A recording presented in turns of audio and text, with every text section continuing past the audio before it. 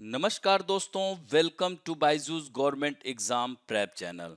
दोस्तों, आज हम लोग डिस्कस करेंगे डेली करंट अफेयर में 20 जून 2021 के न्यूज़पेपर में से, जो कि आपके exam CHSL, combined graduate level, NTPC, intelligence bureau, CPUSI, Delhi police and other state services, UPPCS, Bihar, Rajasthan, Jharkhand, MP, Chhattisgarh, Uttarakhand, इसके साथ साथ बैंकिंग सर्विसेज के करंट अवेयरनेस के लिए यह लाभदायक सिद्ध होगी। तो आइए एक एक करके डिस्कस करते हैं। नेशनल अफेयर्स में पहली खबर है, जान है तो जहान है। दोस्तों, यह जान है तो जहान है, यह कैंपेन चलाया जा रहा है अल्पसंख्यक मंत्रालय के द्वारा। यानी यह 21 जून से देश भर के ग्रामीण क्षेत्रों में जान है तो जहान है अभियान शुरू किया जाएगा to bring awareness about corona vaccine, यानी कोरोना वैक्सीनेशन के लिए। चूंकि आप कई बार खबरों में देख रहे होंगे, सोशल मीडिया में यह भ्रम फैलाया जा रहा है कि यह वैक्सीन कारगर नहीं है, इसके बहुत सारे साइड इफेक्ट हैं और यह इससे आने वाले समय में बड़ी परेशानियां होंगी। तो इस वजह से लोग वैक्सीनेशन करवाने से कतरा रहे हैं, दूर भाग रहे हैं और उनको भ्रम पैदा किया जा रहा है उनके मन में कि यह हमारे स्वास्थ्य के लिए हानिकारक है। तो इसलिए अल्पसंख्यक मंत्रालय इस अभियान में विभिन्न जो ये है जो कैंपेन है, इसमें positive messages will also be given through messages of prominent people from various religious, social, cultural, educational, medical and science and their field, other field, street plays etcetera. यानी इस अभियान में विभिन्न धार्मिक, सामाजिक, सांस्कृतिक, शैक्षिक, मेडिकल एवं विज्ञान तथा अन्य क्षेत्रों के लोग संदेश, नुक्कड़ नाटक आदि के जरिए सकारात्मक मैसेज पहुंचाएंगे कि इस वैक्सीनेशन से लोगों को लाभ मिलेगा। यानी अभी कई ऐसी रिपोर्ट आई हैं कि वैक्सीनेशन के बाद जिन लोगों को कोरोना हुआ है वह उस कोरोना से लड़ने में सक्षम रहे हैं।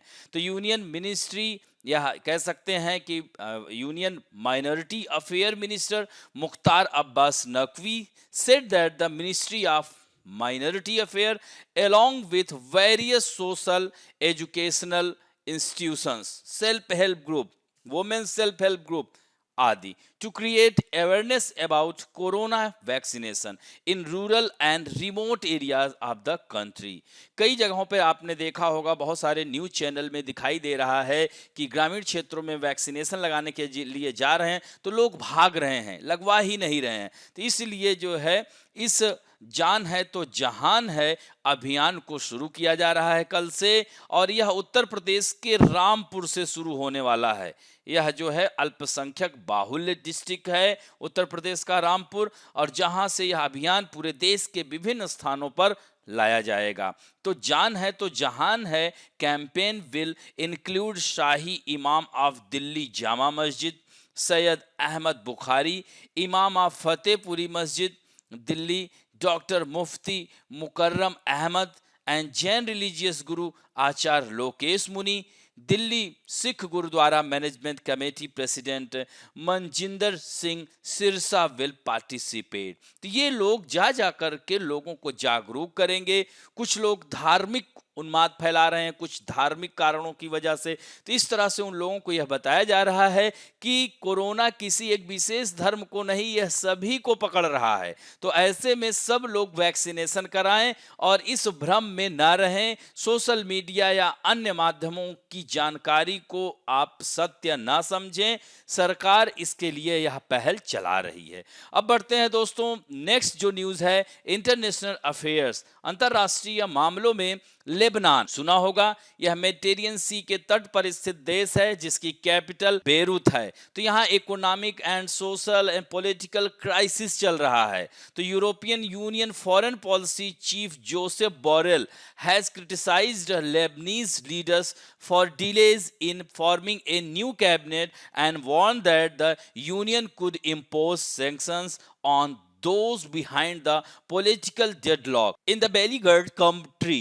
तो इस तरह से यह जो पॉलिटिकल वहां पर लेबनान में पिछले साल अगस्त से ही वहां पर इस तरह का संकट आया हुआ है और अभी तक लेबनान ने यह गतिरोध को दूर नहीं कर पाया, जिसकी वजह से यूरोपीय संघ के विदेश नीति प्रमुख जोसेफ बोरेल ने इस पर ऐतराज जताया है और चेतावनी दी है और उन लोगों पर प्रतिबंध भी लगा सकता है, ऐसा उनका कहना है, जो संकटग्रस्त देश में राजनीतिक गतिरोध के पीछे हैं। तो Borrell also said that after meeting with president Michel Aoun at the Rashtrapati Bhavan near the capital Beirut, यानी राष्ट्रपति भवन में राष्ट्रपति माइकल ऑन के साथ मिलकर यह बात कही। लेबनान की 2 दिवसीय यात्रा पर जोसेफ बोरेल गए हुए हैं। तो Borrell said Lebanese leaders should quickly form a new government. उनका यह कहना है कि जल्द से नई सरकार बनानी चाहिए, सुधारों को लागू करना चाहिए। वहां की आर्थिक स्थिति पिछले 150 सालों से कह सकते हैं से दुनिया के सबसे खराब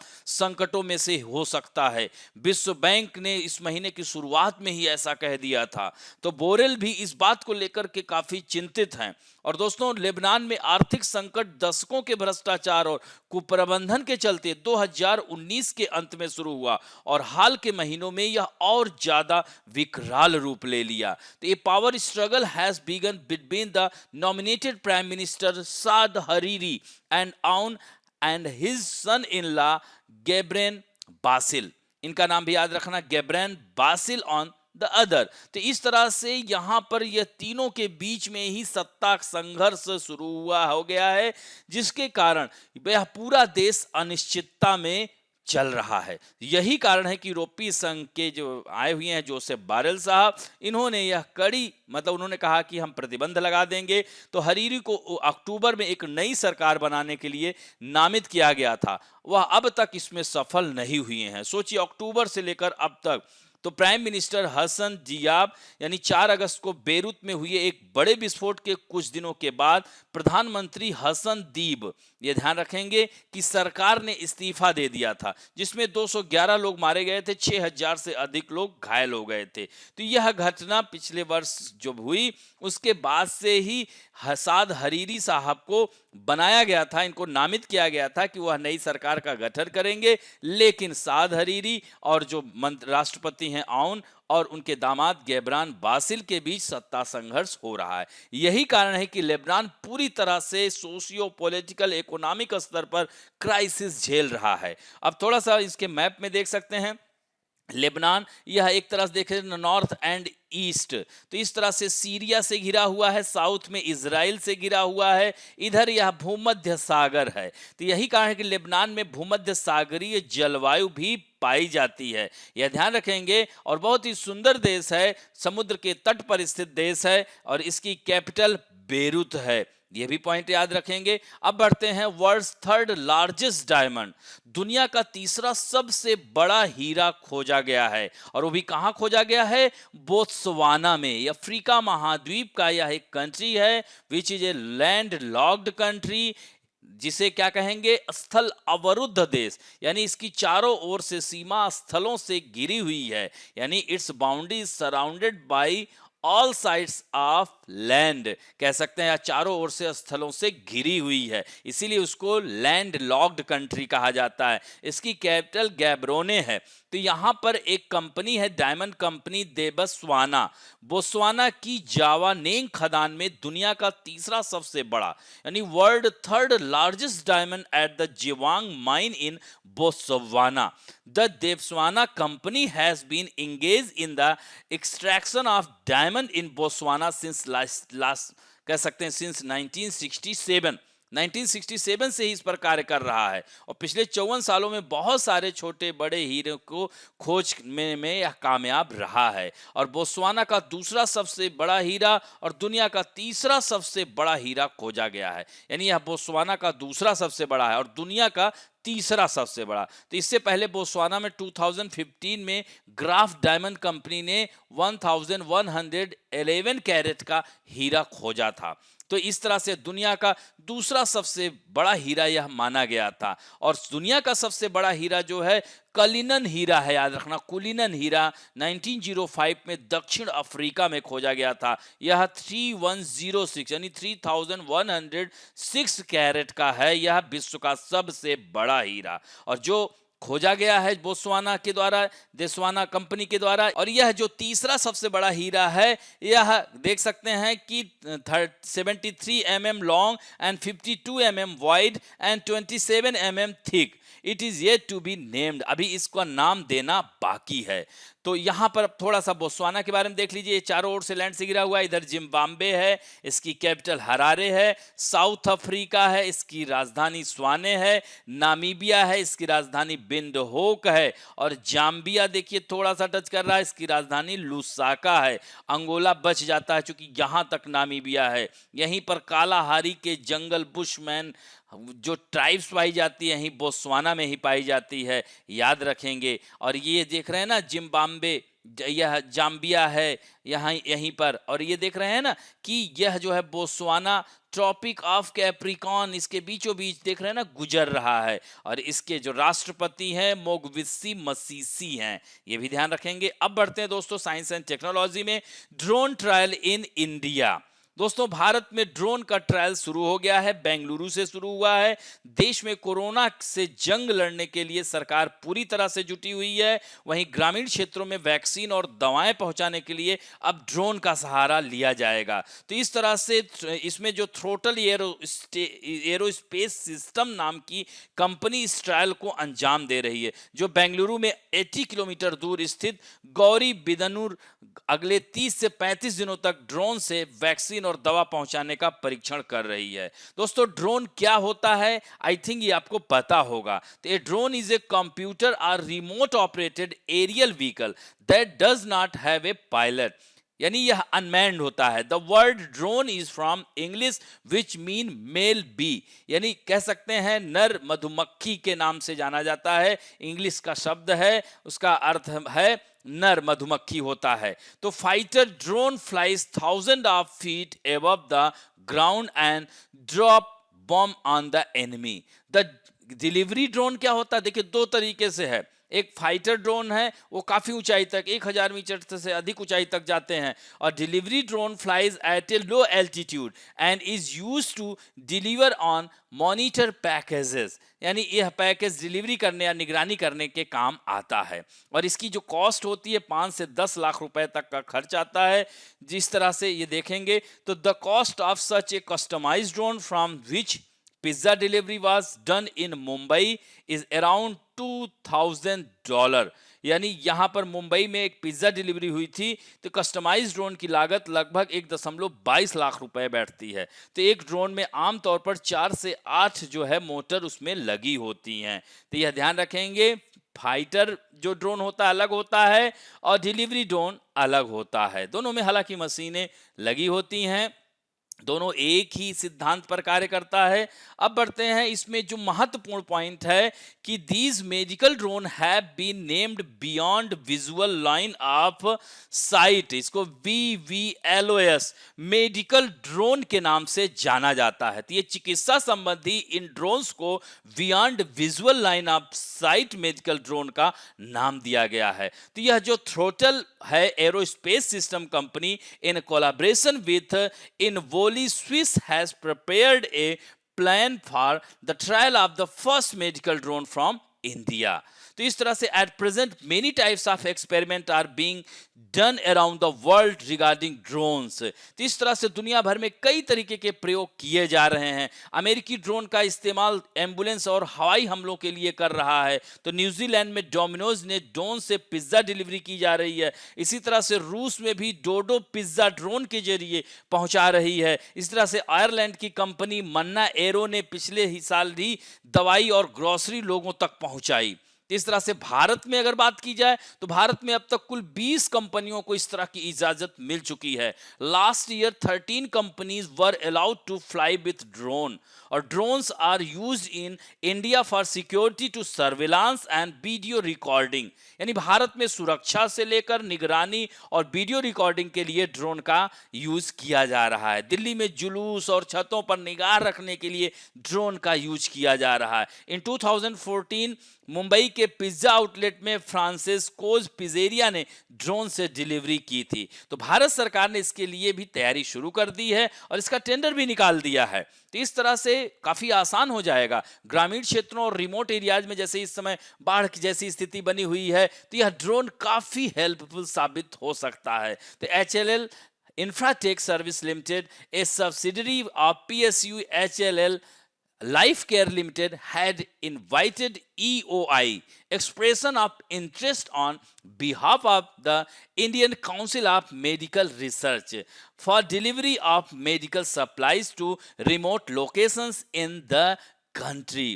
ये बहुत ही महत्वपूर्ण बिंदु है, इसको भी ध्यान रखेंगे। और इस तरह से इस परियोजना का जो एम है, इस ऑब्जेक्टिव है, the objective of this project is to develop a medical supply delivery model for inaccessible areas through UAV, यानी अनमैन्ड एरियल व्हीकल, जो कि ड्रोन से ही यह हो सकेगा। तो in tender issues by HLL, it has been said that in order to speed up the delivery of the vaccine, ICMR has done a study on delivering the vaccine from UAV in collaboration with IIT Kanpur. ये बहुत important बिंदु है। तो ICMR ने IIT Kanpur के साथ मिलकर unmanned aerial vehicle से वैक्सीन डिलीवरी करने पर स्टडी भी की है। और in April the central government had given permission to the Telangana government, इसको न्यूज में हमने बताया था, medicine from the sky project शुरू किया है तेलंगाना ने। तो इस तरह से drone delivery companies and drone will have to take permission from the directorate general of civil aviation, इनसे अनुमति लेनी पड़ेगी, यह बहुत महत्वपूर्ण है। और drone operator have to obtain unmanned aircraft after permit, जिसे UAOP from DGCA to operate drones. तो इस तरह से DGCA की वेबसाइट के मुताबिक भारत में ड्रोन उड़ाने के लिए रक्षा मंत्रालय, गृह मंत्रालय, एयरपोर्ट अथॉरिटी ऑफ इंडिया, भारतीय एयरफोर्स और स्थानीय पुलिस ऑफिस की अनुमति लेनी पड़ेगी। तो इस तरह से यह काफी महत्वपूर्ण है। अब बढ़ते हैं various national international personality in news में। हम बात करेंगे कि हमारे भारतीय विदेशों में जो परचम लहरा रहे हैं, कनाडा में 3 पंजाबी यानी भारतीय मूल के 3 पंजाबी ओंटारियो प्रांत में मंत्री बनाया गया है। तो कनाडा के ओंटारियो में भारतीय मूल के 2 और मंत्री, एक पहले से थे, तो अब 3 पंजाबी मंत्री हो गए हैं। तो 2 more Indian origin minister have got a place in the government of Canadian province of Ontario. Ontario वहां का प्रांत है, जैसे क्यूबेक है, ओंटारियो है, विक्टोरिया है, वैंकूवर, हाँ, तो ये सारे प्रांत हैं वहां के, सस्केचवान, मैनिटोबा, हाँ, ये ध्यान रखेंगे। तो thus there have been 3 Punjabi minister in Ontario. तो फेर बदल में पहले सरकार में एक सिख मंत्री थे, प्रभमीत सकारिया थे। तो यहां पर देखिए, अभी ये 3 लोगों का पिक्चर दिखाया जा रहा। अब परम गिल और नीना टांगरी, यह 2 और जुड़ गए हैं। तो दोस्तों, परम गिल पंजाब के मोगा के रहने वाले हैं और उन्हें बहुसंस्कृतिवाद विभाग मिला हुआ है। और नीना टांगरी को लाल फीताशाही में कमी विभाग का सहायक मंत्री नियुक्त किया गया है और यह भी जालंधर से हैं। तो इस तरह से इन्हें कैबिनेट रैंक देते हुए प्रभमीत सकारिया को ट्रेजरी बोर्ड का अध्यक्ष बनाया गया है। तो यह ओंटारियो के पहले सिख थे, अब 2 और आ गए पंजाबी। थोड़ा सा कनाडा देख लीजिए। तो यह कनाडा आप देख सकते हैं, इसमें यूरेनियम सिटी यही कनाडा में ही है। कनाडा जो है, ये ध्यान रखेंगे, ये लैब्राडोर दिख रहा है ना, लैब्राडोर सी है, यहीं से लैब्राडोर जलधारा आती है, ठंडी जलधारा है। जब गल्फ स्ट्रीम और लैब्राडोर दोनों मिलती हैं फंडी की खाड़ी में, तो वर्ल्ड हाईएस्ट टाइड उठता है। और दोस्तों, यहाँ पर देखें ना, Great Bear Lake, Great Slave Lake, Athabasca Lake, Winnipeg Lake. Winnipeg Lake को तो गेहूं मंडी कहा जाता है, वीट मार्केट कहा जाता है, याद रखिएगा। यहीं पर ओटावा नदी भी बहती है, सेंट लॉरेंस नदी भी बहती है, और यहीं पर ईरी, अब देख रहे हैं ना ग्रेट लेक्स में, सुपीरियर, मिशिगन, ह्यूरन, ईरी और ओंटारियो। इसमें मिशिगन एक लेक ऐसी है जो अमेरिका में है, और ये 5 महान झीलें, यानी superior lake is world largest fresh water lake, superior lake which is situated in Canada and America also. और ये देख रहे हैं ना, ये 49 डिग्री पैरेलल लाइन, विश्व की सबसे शांत रेखा है, याद रखें, कनाडा और अमेरिका के बीच स्थित है।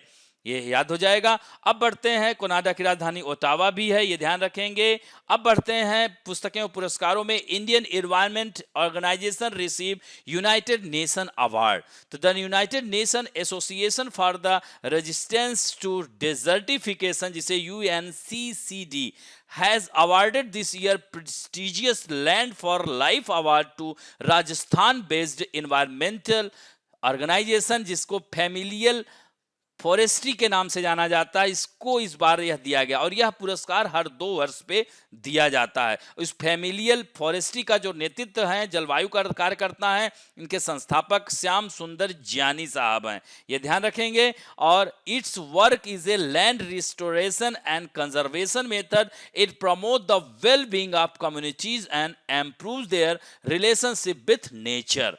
तो यह राजस्थान में पिछले 15 वर्षों से यह कार्य कर रहे हैं। तो अभी 17 जून को विश्व मरुस्थलीकरण दिवस एवं सूखा दिवस के अवसर पर कोस्टारिका के राष्ट्रपति कार्लोस अल्वाराडो क्वेसाडा ने आयोजित एक वर्चुअल हाई लेवल फोरम में इसकी घोषणा की, इस अवार्ड की, क्योंकि इस बार इसका यही मेजबानी कर रहा था। और 2021 पुरस्कार का जो विषय है हेल्दी लैंड हेल्दी लाइफ्स, ये भी ध्यान रखेंगे। और यह 2011 से स्टार्ट किया गया है और फैमिलियल फॉरेस्ट्री 15 वर्षों से अधिक से यह अभियान चला रहा है। अब बढ़ते हैं दोस्तों बैंकिंग और वित्त संबंधी समाचारों में।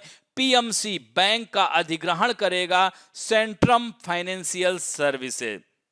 दोस्तों आरबीआई ने मंजूरी दे दी है। भारतीय रिजर्व बैंक ने पंजाब और महाराष्ट्र कोऑपरेटिव, जिसे पीएमसी कहते हैं, यह पिछले 1 साल से संकट से जूझ रहा है, तो इसे दूर करने का रास्ता तलाश लिया है आरबीआई ने। तो केंद्रीय बैंक ने सेंट्रम फाइनेंशियल सर्विस के इस एक स्मॉल फाइनेंस बैंक में कन्वर्ट करने के ऑफर को सैद्धांतिक तौर पर मंजूरी दे दी है। तो इस तरह से the central bank has given in principle approval to Centrum financial service offer to form a small finance bank in partnership with Bharat पे।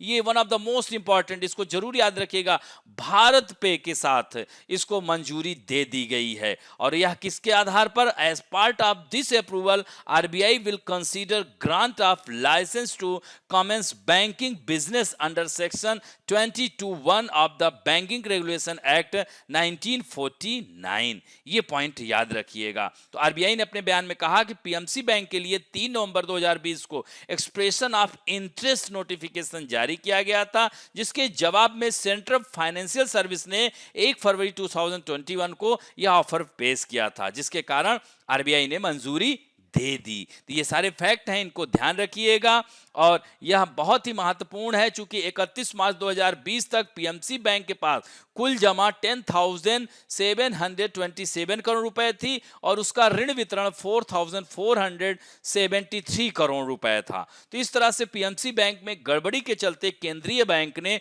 2019 में ही इस पर कई प्रतिबंध लगा दिए गए, जिसकी वजह से इसके जितने भी कस्टमर ग्राहक काफी परेशानी का सामना कर रहे थे, अब उनकी परेशानी दूर हो जाएगी। अब बढ़ते हैं दोस्तों स्पोर्ट न्यूज में। India women's versus England women test match draw हो गया है। एक ही मैच था, वो ड्रॉ हो गया है। The only test match between India and England women's team was drawn at the county ground in Bristol. 7 years later, the Indian team playing a test match managed to draw the match with 104 run partnership for 9th wicket between Sneha Rana Tanya Bhatia after the follow on. तो 104 रनों की भागीदारी में match को draw कराने में सफल रहे। तो Sneha Rana scored an unbeaten 80 of 154 ball और Tanya Bhatia scored an unbeaten 44 of 88 ball. तो शेफाली वर्मा को मैन ऑफ द मैच इसमें चुना गया। याद रखेंगे 17 year old Shafali scored 96 run in the first inning and 63 run in the second inning. This was the debut match of Taniya and Shafali. Taniya और शेफाली का यह डेब्यू मैच था, ये बहुत महत्वपूर्ण है। तो इससे पहले इंग्लैंड की टीम ने बल्लेबाजी करते हुए 9 विकेट पर 396 रन बनाया और भारत को फॉलो ऑन खिला दिया। फिर उसके बाद भारत ने इस मैच को ड्रॉ कराया। तो इसके साथ ही शेफाली ने पार्टनर स्मृति मंधाना के साथ मिलकर 37 साल पुराना रिकॉर्ड भी तोड़ दिया है। शेफाली ने स्मिथ के साथ ओपनिंग विकेट के लिए 167 रन की पार्टनरशिप की थी और यह भारत में ओपनिंग विकेट के लिए सबसे बड़ी पार्टनरशिप थी। इससे पहले 1984 में ऑस्ट्रेलिया के खिलाफ मुंबई में 153 रन की साझेदारी की थी गार्गी बनर्जी और संध्या अग्रवाल के नाम थी। अब बढ़ते हैं दोस्तों, आज महत्वपूर्ण दिवस वर्ल्ड रिफ्यूजी डे है। आज विश्व शरणार्थी दिवस है। जैसे अपने देश में रोहिंग्या शरणार्थी आए हुए हैं, तो इस तरह से विश्व शरणार्थी दिवस मनाया जाता है हर साल 20 जून को। संयुक्त राष्ट्र इस दिन को उन शरणार्थियों को सम्मानित करने के लिए मनाया जाता है जिन्हें उनके घरों से बाहर रहने के लिए मजबूर कर दिया गया है। According to the report by the United Nation High Commissioner for Refugees, 82.4 million people were forcibly displaced by the end of 2020। सोचिए, 8.24 करोड़ लोगों को जबरन उनको वहां से हटा दिया गया, तो वो शरणार्थी के रूप में जी रहे हैं। और एक रिपोर्ट के मुताबिक तुर्की में 36 लाख रिफ्यूजी हैं। इसके बाद कोलंबिया में 18 लाख रिफ्यूजी के तौर पर रह रहे हैं। सबसे पहले वर्ल्ड रिफ्यूजी डे 20 जून 2001 के दिन मनाया गया था। 1951 में रिफ्यूजी समझौते की 50वीं वर्षगांठ थी। इस वजह से याद रखा, the day was celebrated on the 50th anniversary of the 1951 refugee agreement. और इस साल का जो थीम है, one of the most important fact याद रखना, together we heal learn and shine, यानी साथ में स्वस्थ रहना, सीखना और चमकना। According to UNHRC, every minute every average of 20 people in the world are forced to leave their homes due to violence, war, terrorism and natural disaster and other reason।